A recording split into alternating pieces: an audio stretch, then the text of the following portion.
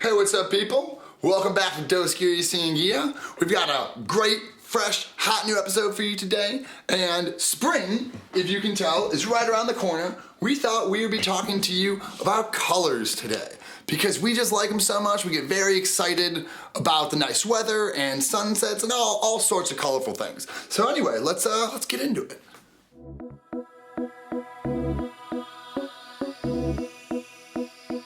Hey, thanks for sticking with us, y'all. So like I said, we're gonna be talking about colors today, and without further ado, I'm gonna say this one because I was thinking about this at the Cimarellis yesterday, and because brevity is the soul of wit, I'm gonna pass it right on over to Andres. Andres, can you get us started? Color me stoked for this episode. Yeah. Let's start off by doing something that's really basic. The rainbow. All right, so Roy G. Biv, this is just like the total basics. If you know this, just hang in there because we're not going to go into it, obviously. But red, rojo, orange, naranja, yellow, amarillo, green, verde, blue, azul, indigo. Pretty strange. Is there something that you'd like to say to the folks about indigo, Mike? Yeah, I mean, I know what indigo is, but ask me how many times I ever use that word in English. Never. If I wanted to say something that was like indigo colored, I would say probably blue violet or purplish bluish. I wouldn't ever say the word indigo. I've got a personal vendetta against the word indigo, actually. He killed my father. Anyway, Can you give us the last one, Andres?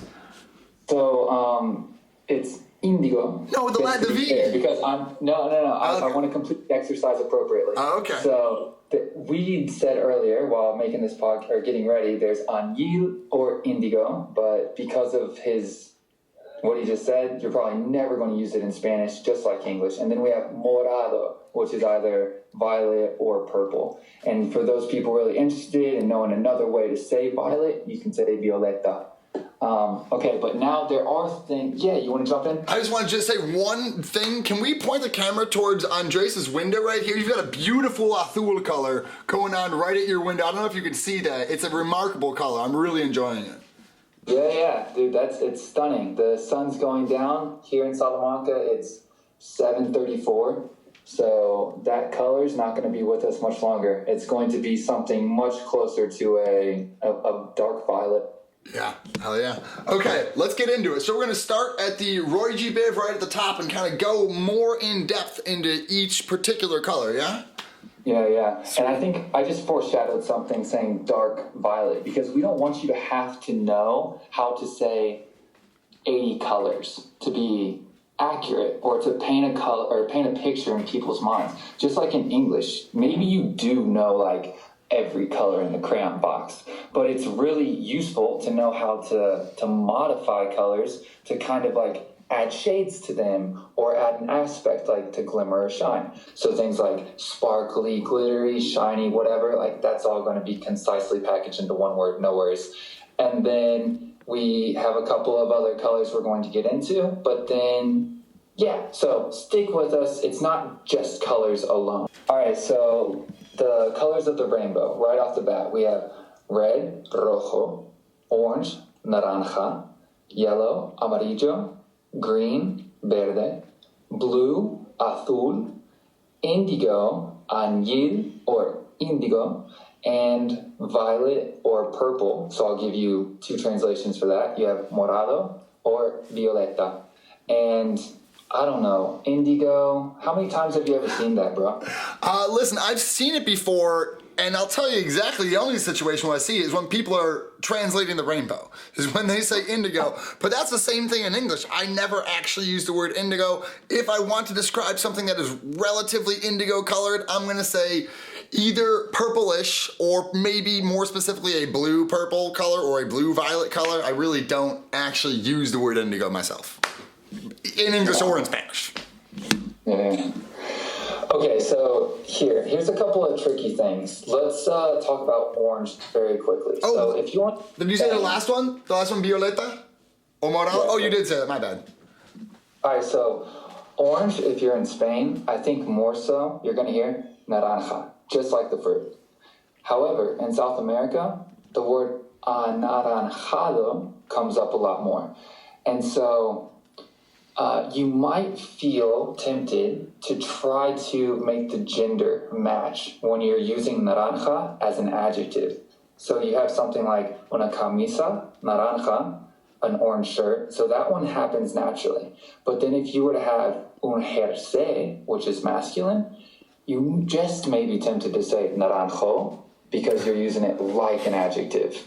And you don't need to, okay? Do you know what naranjo means? Which I was taught this from my roommate Antonio Amarillo, was his last name, and he told me that a naranjo is actually the orange tree.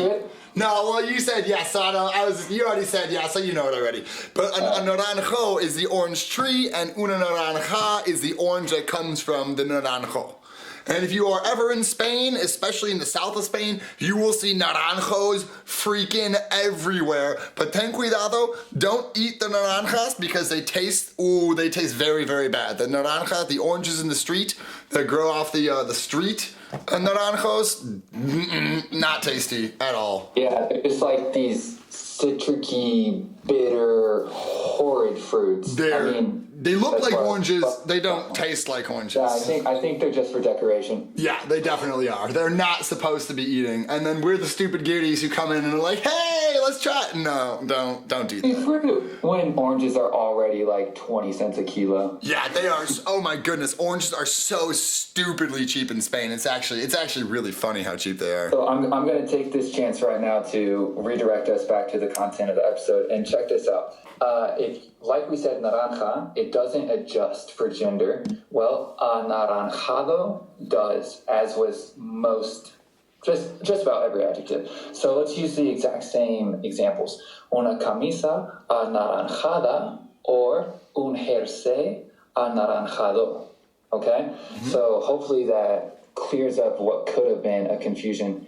And I think that there's two more colors that I want to teach you.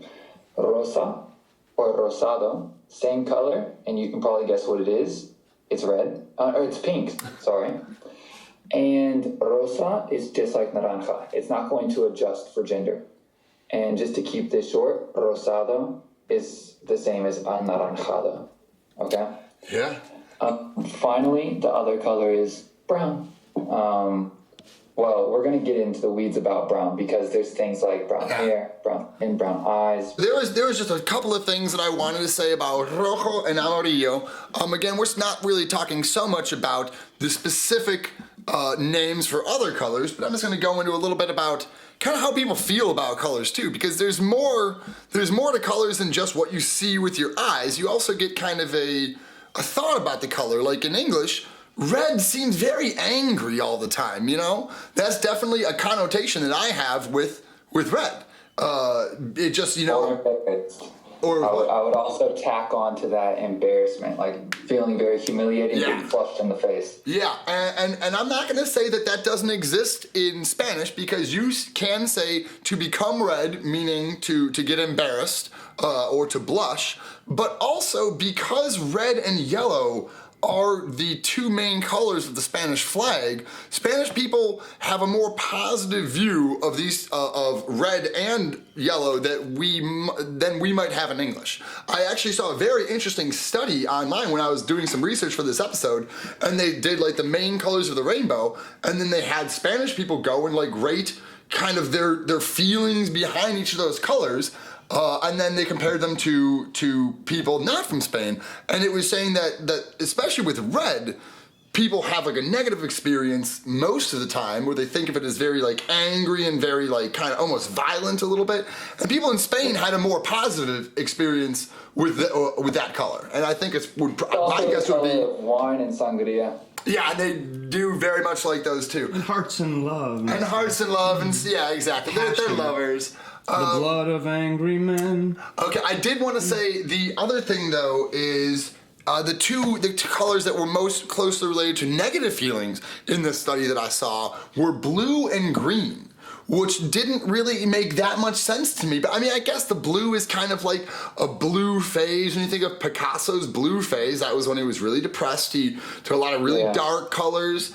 So the blue makes sense to me. The green didn't make sense to me for being like kind of a Negative. I think it was the blue. I think the blue was the most negatively viewed color. The only thing I can think of is sometimes we use green. Like you can think of the emoji of when someone's really sick or if they've like ingested something that's toxic. Yeah. So like green can sometimes look like, I guess just like You're throwing up or something. Or wealth, exactly. Yeah. But otherwise, like I feel like in every other situation, it's bio and nature. Well, let me say this. In English, I would agree with you. The nature, that's what I think about more with the green. first thing I think of for green is organic and like the earth. Yeah, okay, so I want to piggyback off that. So in Spain, they don't actually think of green as related to eco-friendly. You know, when we say if it's a green technology, we're saying it's eco-friendly.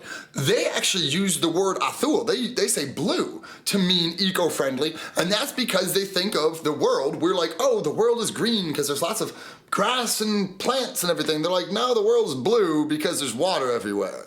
So therefore, that is eco-friendly. We're keeping the earth blue. We're not keeping the earth green. So yeah, so if you want to say eco-friendly in Spanish, say blue. But then this goes back to it. In green, there is another, sorry, not green, in verde in Spanish, there is another connotation with that one that is specifically, it's like dirty. So if you tell someone a chiste verde, or you tell someone a broma verde, I think it's chiste verde is more what I've heard. Like, yeah, but that's a dirty joke.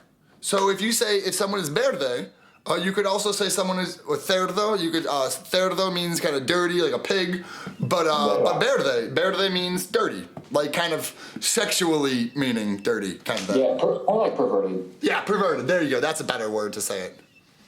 And they use it a lot. I mean, you use it as often as necessary. Hopefully, not very often. Que cerdo eres, macho. Un viejo verde, and like those old people that just like have no inhibition about being like maybe they like grope themselves while they're looking at a pretty lady. Yeah, like that's a perfect example of what verde could be when it's not just like.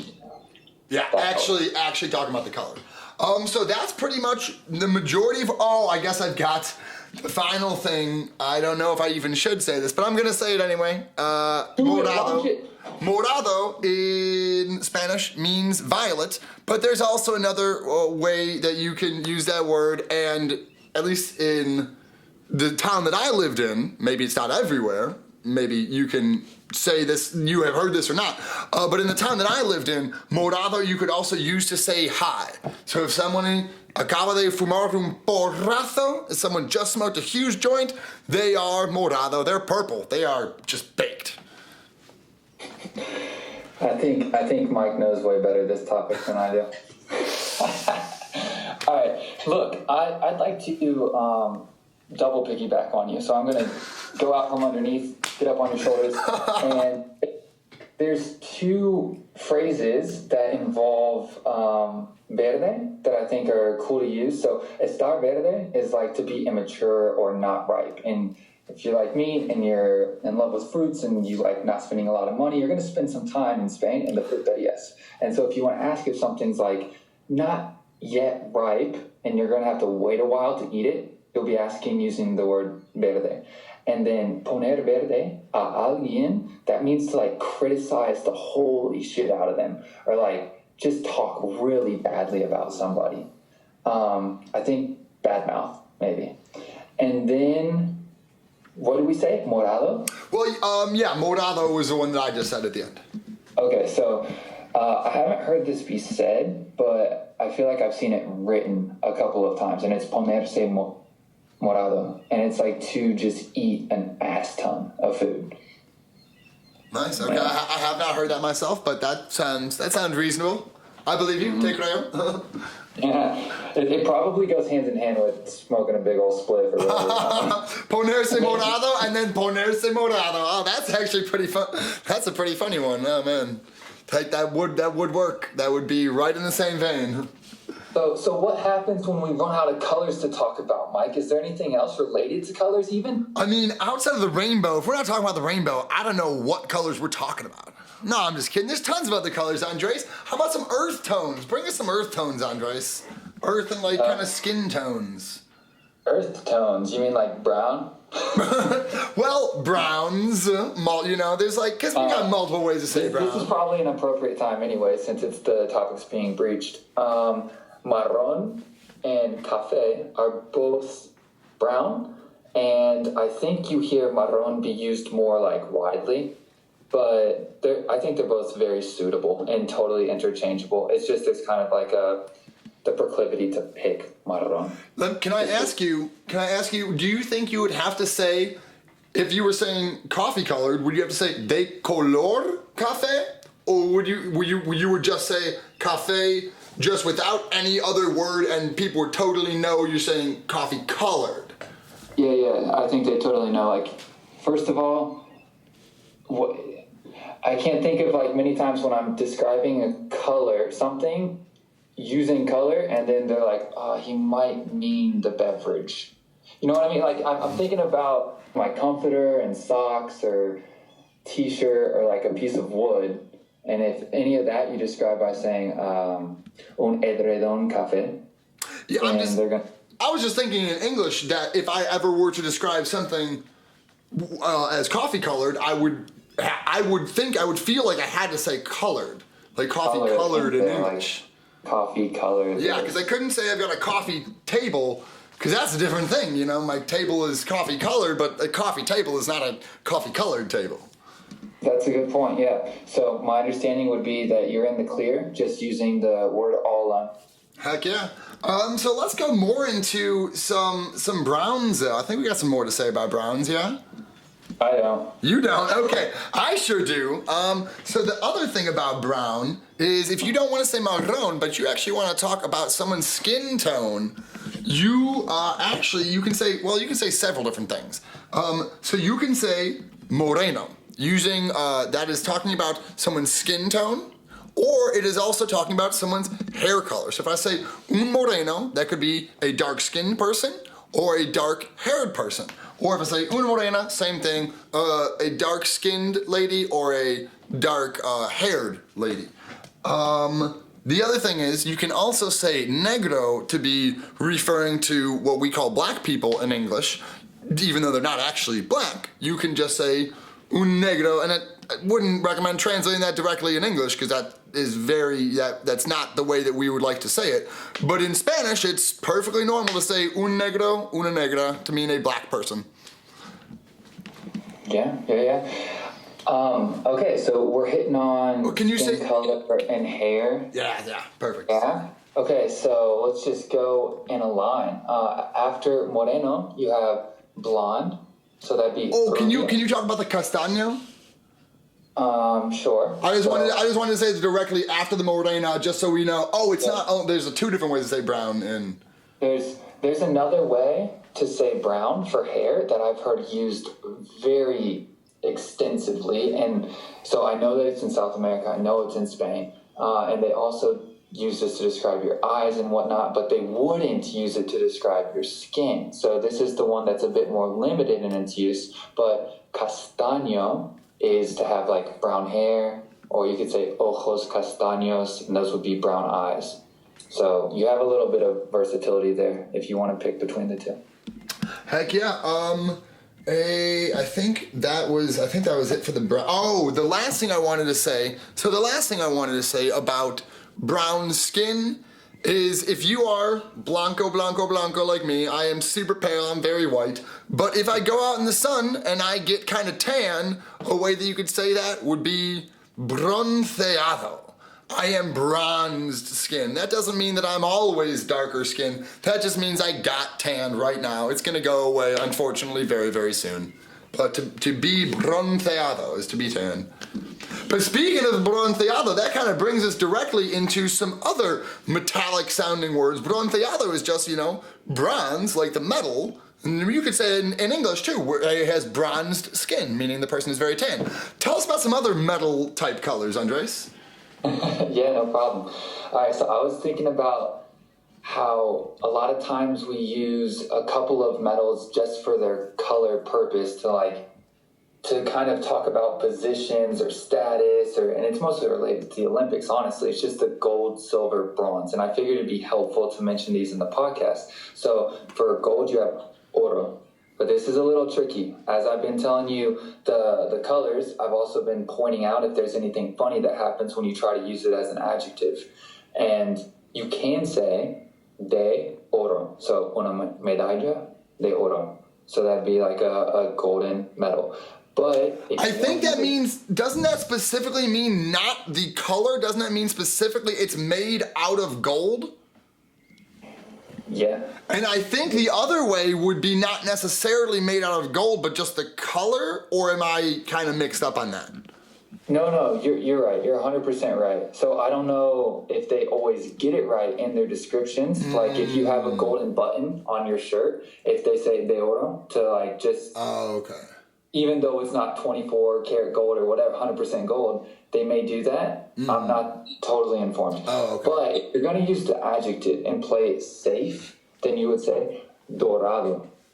All right? And there's going to be the gender and noun or number agreement, of course. Oh, yeah. All right, so... Okay, just very, very briefly, just want to say, if anyone's ever seen The Road to El Dorado, classic film from back in my childhood, highly recommend it. Then we can just remember Dorado. Oh, that's like the Golden City. You know, El Dorado was the Golden City. Yeah, good point. That's funny. I think that was lingering in my subconscious too, and I couldn't recall the name either of that movie. But I wanted Love to that movie. I watched that movie like 3 months ago. Not even that long ago at all. That movie's amazing. Oh, yeah. All right, well, speaking of treasures and riches, sometimes you don't have gold and you got to take second best. So how would we say that? Plata. Plata is silver. And if you're in South America, and more concretely in Peru, because that's the only place I've personally been. Central America, yes. South America, just Peru. And they say plata for money. So that's like a little bit of slang trivia for you guys. But plata is silver. And as Mike already kind of brought up, bronze is just bronce. So you introduced bronceado, and bronce is both the noun and maybe not. So like if you have I would say bronce. I think bronce is probably the noun? I think bronce is probably specifically, I think it's like oro. You could say de bronce and say it is a bronze metal, saying that's the metal it's made out of. Or if you said bronceado, I think that would mean bronzed color. Yep. All right, sweet. Was there another one? Oh, well, we got... Copper is a pretty color. I don't know why I fancy it so much, but it made it into my notes and I wanted to share it with you guys. Right. So copper is cobre. Cobre, and we got one last thing that you did promise the people that you would explain all the way at the end. A way we can right now triple your color vocabulary in Spanish by teaching you 2 words. You But can we're gonna take a quick break. triple. Oh yeah, right after these messages from our advertisers. Yeah, no, and we're back. But really, I think it's definitely advantageous for us to bring up shiny and dull with the metals. Okay, sorry. All right, so here we go. This couples nicely with the metals because they often sparkle and shine. So to say that something is shiny, you will say brillante, brillante. Or dull is apagado or opaco. And opaco is opaque. You know, we know that one from English. So, Mike, I'm going to hand it over to you to just expand everybody's vocabulary. The last 2, okay, guys. As promised in the beginning of the episode, we said we weren't only going to be talking about colors, but we have a special trick. We are right now going to triple your ability and your vocabulary to describe colors in Spanish. Are you ready? With 2 words. Are you ready? Then the words are oscuro and claro. What do those mean? Well, those mean dark and light. So if I wanted to say, a light brown, well, that would be a marrón claro. Yeah, you guessed it. Or if I want to say a dark brown, that'd be a marrón oscuro. You guessed it, exactly correct. So now you can use all of the colors we were talking about earlier, but then use them with 3 different intensities. And then like Andres was saying, if you want to even add extra special words like shiny or dull, you can even say that. So how about 9 different ways that you can modify colors? Because you could say dull and, you could say what? Dull and dark, and you could say shiny and bright, and you could say shiny purple. bright or like a bright shiny purple. Yeah, but you can mix and match. You can mix and match the shiny with the dark, and the shiny with the light, and the dull with the dark, and the dull with the light. There's just so many different ways. It's so much fun. But something that we didn't say actually is it's obvious, and everyone might aren't. I'm just gonna go with it. The tones. So if you want to add black and white to our collection of colors, I think we got to mention it. So blanco is white and negro is I think I said both of those because I was talking about my Pio, blanco, blanco, blanco, and then I said un negro is a black person. Oh, that's how it got brought up. Okay, yeah. Right Yeah, on. I mean, it wasn't like specifically said, but it was said like in the context of the episode. Yeah. It got in there. Cool. But what about the last one? What if we're trying to mix white and black? What do we say there, Andres? Then you end up with a color that's known as gris. Grease, Yeah, and not the one with oh man, who's even that guy in Greece? What's that actor? John Travolta. Not the one with John Travolta. All right, peeps. So we've got a couple of expressions involving colors, just to entertain and go ahead and give you guys some more ways to paint what you want to say with a variety of colors. So ponerse rojo, you may be able to guess, is like embarrassed. We got estar verde, and I talked to you about this. How about prensa amarilla? Can you guess what that means? Oh yes, and yes, yellow journalism. That's like in English when you when the press would be kind of telling lies and misrepresenting facts. It's like sensationalized, really hyped up. Propaganda. It's almost like propaganda. It's like a specific type of propaganda. What I've jotted down here is sensationalist news. Yeah. But fake news, you could call it. fake news, damn near. Yeah. Then we've got Príncipe Azul. So their knight in shining armor, or I think it might also be a white knight in English, is a blue knight. It's actually a blue prince, Príncipe Azul. Nice. And then verlo todo de color de rosa. And that means to see everything through rose-colored glasses. Yeah, we got a very similar thing that we say in English. And then we can say dar en el blanco to kind of hit the bullseye, or when you like describe something or you summarize someone else's thoughts and they go, bam, you nailed it right in the bullseye. We've got estar o quedarse sin blanca, using another one with blanco blanca, and that means that you're totally broke. And then there was a fun, if you remember the show Two Broke Chicks, they aired that in Spain on TV all the time, and it was called Dos Chicas Sin Blanca. Two Broke Chicks. What? Yeah, it was called Dos Chicas Sin Blanca, and that was how I heard it the first time, was I saw Two Broke Chicks, and I was like, what does Sin Blanca mean? And then, Two Broke Chicks, that's what it means. And so, not to confuse you, you can quedarse sin blanca, or you can quedarse en blanco, all right? And these are big differences. You've got one that was to run out of money and be broke, and then quedarse en blanco means that you're like drawing a complete blank. You just got a white screen going across your head when you're trying to recall something. Verlo todo negro is to have a really bleak outlook. Verlo todo claro is to see everything clearly. And then if you are estar negro, then you're super angry or like really fed up with the situation. And yeah, those are the expressions. I encourage you to try to use them. If you want, you can share this podcast with all your friends and family members so they can learn them too. But seriously, that's all I got as far as by way of colors. Heck yeah, y'all. Don't forget to click that big red subscribe button down there. We're coming up on 10 whole subscribers to Those Cuties on YouTube. Big day, oh my goodness. So we would love if you would join the Those Cuties family with us. Yeah, it's time to pop bottles, Mike. That's what I'm talking about. That's what I've been saying for months now.